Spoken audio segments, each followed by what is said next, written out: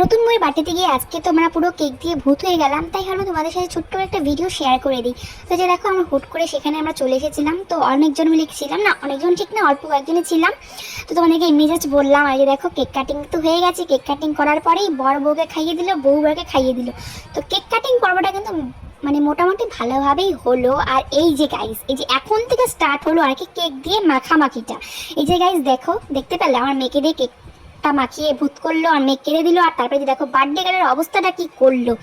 আর যে গাইস তোমাদেরকে বলতে ভুলে গেছি, আর আজকে কিন্তু একজনের বার্থডে না, দুজনের বার্থডে। আর এই যে এরও কিন্তু বার্থডে, এই যে দেখতে পাচ্ছ বার্থডে বয়কে কেক মাখিয়ে কি করছে। আমরা বাঙালিরা কেকটা যতটা না খেতে ভালোবাসি, আমরা কিন্তু কেকটাকে এরকম করে নষ্ট করে দিই গাইস। দেখতে পাচ্ছ বেচারার চোখটা পর্যন্ত দেখা যাচ্ছে না, এরা কি করে দিয়েছে, কেক দিয়ে রীতিমতো মারপিট পর্যন্ত করলো, দেখতেই পেলে তোমরা। আর এই যে গাইস মনে হচ্ছে কি বলো তো, এখানে রং খেলা চলছে, বার্থডে তো না রং খেলা চলছে। তোমরা কারা কারা এরকম করো বার্থডেতে আমাকে জানিও তো।